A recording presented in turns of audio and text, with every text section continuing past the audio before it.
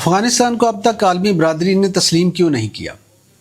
ہندو کش کی برف پوش چوٹیوں پر جب سورج کی پہلی کرن پڑتی ہے تو یوں محسوس ہوتا ہے جیسے قدرت نے پتھروں پر سونے کا پانی چڑھا دیا ہو۔ انہی پہاڑوں کے درمیان ایک ایسی سرزمین آباد ہے جسے تاریخ نے کبھی فاتحوں کا قبرستان کہا، کبھی سلطنتوں کا سنگم، کبھی شاہراہ ریشم کا دروازہ اور کبھی ایشیا کا دل۔ اسکندر اعظم سے لے کر چنگیز خان، بابر، انگریز، سوویت یونین اور امریکہ تک کتنے ہی لشکر آئے، اپنے جھنڈے گاڑے، مگر آخر کار یہی پہاڑ ان کے غرور کی داستانیں اپنے سینے میں دفن کر کے خاموش کھڑے رہے۔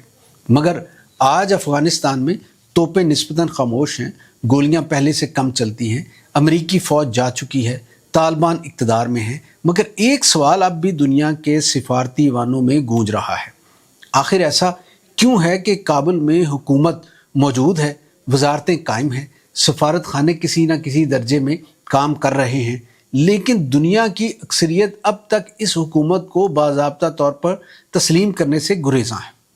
یہ سوال بظاہر سادہ ہے، مگر اس کے پیچھے بین الاقوامی سیاست، قانون، سفارتکاری، انسانی حقوق، سلامتی اور طاقت کے ایسے سنجیدہ دھاگے الجھے ہوئے ہیں جنہیں سلجھائے بغیر جواب مکمل نہیں ہوتا۔ سب سے پہلے ایک بنیادی حقیقت سمجھ لیجئے، بین الاقوامی قانون میں حکومت کا وجود اور حکومت کو تسلیم کرنا دو الگ الگ چیزیں ہیں۔ کسی گروہ کا کسی ملک پر عملاً اقتدار حاصل کر لینا اس بات کی ضمانت نہیں کہ دنیا اسے قانونی حکومت بھی مان لے۔ سفارتی تسلیم یعنی ریکگنیشن ایک سیاسی فیصلہ بھی ہوتا ہے، قانونی بھی، اور اکثر اوقات اس میں قومی مفادات کا وزن اصولوں سے زیادہ بھاری ثابت ہوتا ہے۔ طالبان اگست 2021 میں کابل میں داخل ہوئے، اشرف غنی کی حکومت ختم ہوئی اور امریکہ سمیت نیٹو افواج نے انخلا مکمل کر لیا۔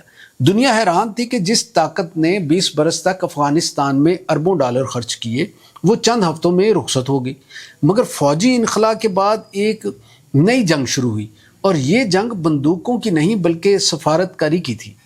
طالبان سمجھتے تھے کہ اقتدار ملتے ہی دنیا ان سے تعلقات بحال کر لے گی، لیکن ایسا نہیں ہوا۔ کیوں؟ اس کی پہلی وجہ جامع سیاسی نظام کا سوال ہے۔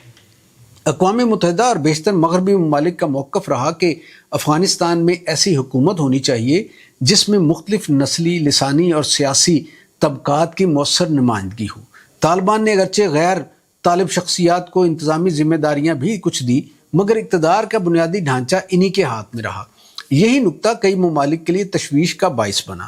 دوسرا مسئلہ خواتین کی تعلیم اور روزگار کا ہے۔ دنیا کے بیشتر ممالک، خصوصاً یورپی ریاستیں، امریکہ، کینیڈا، جاپان اور آسٹریلیا اس معاملے کو محض داخلی پالیسی نہیں بلکہ بین الاقوامی انسانی حقوق سے جوڑتے ہیں۔ لڑکیوں کی ثانوی اور اعلیٰ تعلیم پر پابندیوں اور خواتین کی ملازمتوں پر عائد مختلف پابندیوں نے طالبان کی عالمی قبولیت کی راہ میں سب سے بڑی رکاوٹ پیدا کی۔ مغربی حکومتوں کا موقف ہے کہ جب تک ان پالیسیوں میں بنیادی تبدیلی نہیں آتی، مکمل سفارتی تسلیم ممکن نہیں۔ تیسرا معاملہ دہشت گردی کا ہے۔ طالبان بارہا یہ یقین دہانی کرا چکے ہیں کہ افغان سرزمین کسی دوسرے ملک کے خلاف استعمال نہیں ہونے دی جائے گی، مگر متعدد ممالک اب بھی مختلف شدت پسند گروہوں کی موجودگی پر تشویش ظاہر کرتے ہیں، خاص طور پر پاکستان۔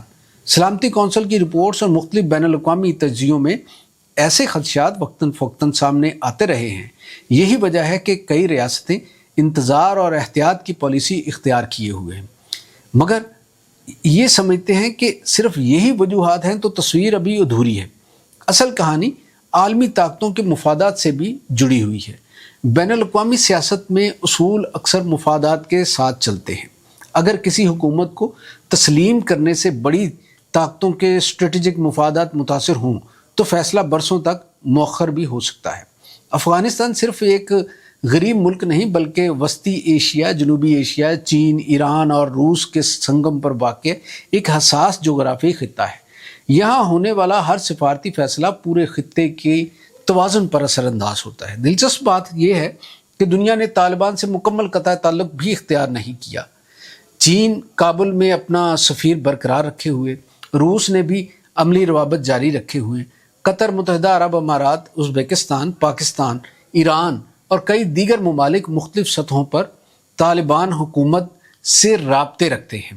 انسانی امداد بھی جاری ہے، تکنیکی مذاکرات بھی ہوتے ہیں، فضائی روابط بھی قائم ہیں، مگر باضابطہ قانونی تسلیم سے اکثر ریاستیں اب گریز کر رہی ہیں۔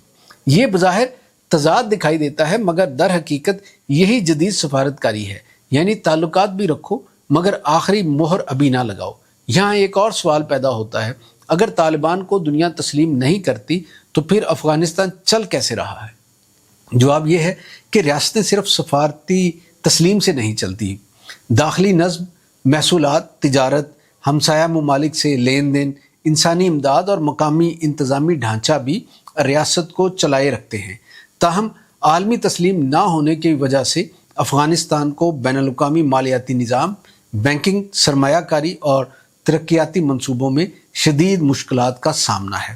اربوں ڈالر کے منجمد اثاثے، محدود مالی روابط اور نجی سرمایہ کاری کی کمی اس کی معیشت پر مسلسل دباؤ ڈال رہی ہے۔ تاریخ پر نگاہ ڈالیں تو معلوم ہوگا کہ یہ پہلا موقع نہیں۔ چین کی عوامی جمہوریہ کو بھی کئی برس اقوام متحدہ میں نشست نہیں ملی تھی، کئی انقلابی حکومتیں برسوں بعد تسلیم کی گئی۔ دوسری طرف بعض حکومتیں چند ہی دنوں میں عالمی قبولیت حاصل کر لیتی ہیں۔ اس سے معلوم ہوتا ہے کہ سفارتی تسلیم کا پیمانہ ہمیشہ ایک جیسا نہیں رہا۔ افغانستان کے معاملے میں یہی حقیقت کار فرما ہے۔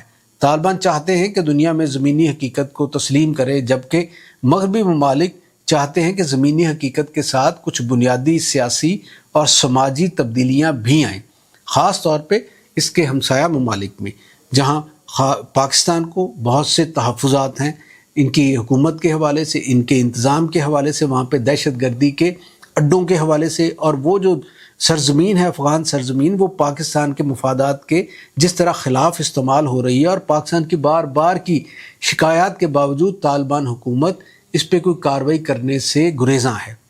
دوسری طرف مغربی دنیا اپنی شرائط پر اصرار کیے ہوئے ہے۔ اسی کشمکش نے افغانستان کو ایک ایسے سفارتی انتظار میں کھڑا کر دیا ہے جو جتنا سیاسی ہے اتنا ہی انسانی بھی ہے۔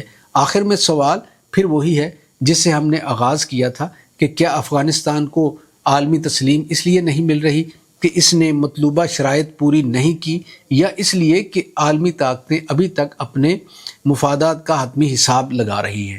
شاید جواب ان دونوں کے درمیان کہیں موجود ہے۔ تاریخ ہمیں یہ سکھاتی ہے کہ حکومتیں بندوق سے اقتدار حاصل کر سکتی ہیں، مگر عالمی قبولیت صرف اقتدار سے نہیں ملتی۔ اس کے لیے داخلی استحکام، بین الاقوامی اعتماد، معاشی امکانات، انسانی حقوق، علاقائی سیاست اور بڑی طاقتوں کے مفادات سب ایک ہی میز پر آ کر بیٹھتے ہیں۔ افغانستان آج اسی میز کے سامنے کھڑا ہے۔